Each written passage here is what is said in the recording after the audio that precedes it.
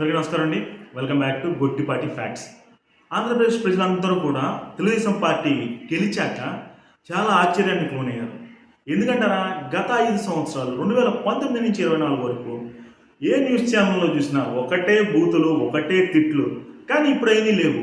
ఇప్పుడు చాలా కామ్గా ఉంది, చాలా పద్ధతిగా ఉంది. ఎవరి పని వాళ్ళు చేసుకుంటున్నారు, ఏ మంత్రి పని వాళ్ళు చేసుకుంటున్నారు. కానీ అప్పుడు అలా ఉండేది కాదు. ప్రతి ఒక్క మంత్రి పని ఏంటంటే ఏ కమ్యూనిటీ మంత్రి ఆ కమ్యూనిటీ ఆపోజిట్ లీడర్ని తిట్టాలి. This is the task in YSRCP. YSRCP వాళ్ళు ఈ టాస్క్లు ఇస్తారు మంత్రులకి. మీరు పేద ప్రజలకి మంచి చేయండి అని చెప్పి ఎప్పుడూ చెప్పలేదు.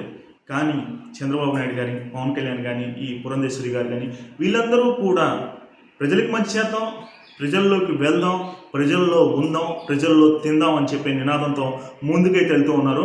పవన్ కళ్యాణ్ గారు దూసుకుని వెళ్ళిపోతూ ఉన్నారు. ఎక్కడ కూడా ఏ అసెంబ్లీలో ఎప్పుడూ కూడా ఒక బ్యాడ్ వర్డ్ కూడా యూజ్ చేయట్లేదు.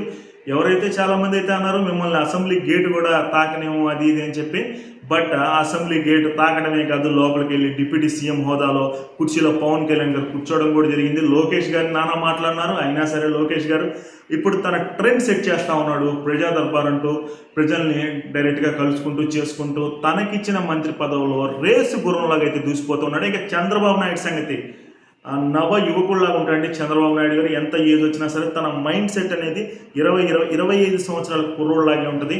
ఆ మైండ్ సెట్తో ముందుకు దూసుకెళ్ళిపోతూ ఉంటాడు చంద్రబాబు నాయుడు.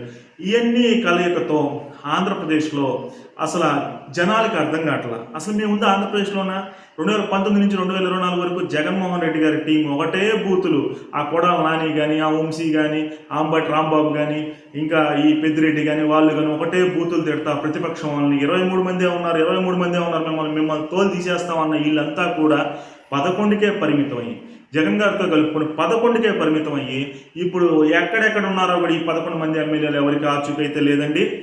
కానీ ఒకటైతే ప్రతి ఒక్క చంద్రబాబు నాయుడు గారి అభిమాని కానీ, ఆ తెలుగుదేశం పార్టీ అభిమానులు కానీ, కూటమి అభిమానులు కానీ, ఆంధ్రప్రదేశ్ ప్రజలందరూ కూడా ఈ శాసన మండలి సభలను కానీ, ఈ క్యాబినెట్ మీటింగులు కానీ వీటిలన్నింటినీ చూసి ఖచ్చితంగా నేనేమంటున్నానంటే ఈరోజు నేను కూడా కనుక్కోవడం అయితే జరిగింది.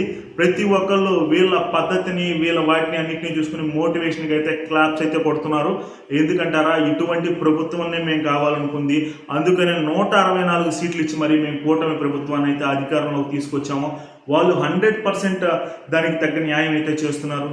చంద్రబాబు నాయుడు విజనరీ మేము కోరుకున్నాము, అండ్ పవన్ కళ్యాణ్ గారు అండ్ లోకేష్ గారు యూత్ స్టామినా అయితే మేము కోరుకున్నాము అని చెప్పి ఆంధ్రప్రదేశ్ ప్రజలు భావిస్తున్నారు. ఇక మీద ఎప్పుడూ కూడా లైఫ్లో ఆ 2019 నుంచి 2024 వరకు జరిగిన అసెంబ్లీ సెషన్స్ని కానీ, క్యాబినెట్ మీటింగ్లు కానీ, ప్రజాసభల్లో ఈ ఎమ్మెల్యేలు కానీ, మంత్రులు కానీ మాట్లాడిన విధానాలను అన్నింటినీ కూడా ఒక కలగా అనుకుని మర్చిపోతామని చెప్పి ఆంధ్రప్రదేశ్ ప్రజలు భావిస్తున్నట్లు మన దగ్గర అయితే సమాచారం ఉందండి.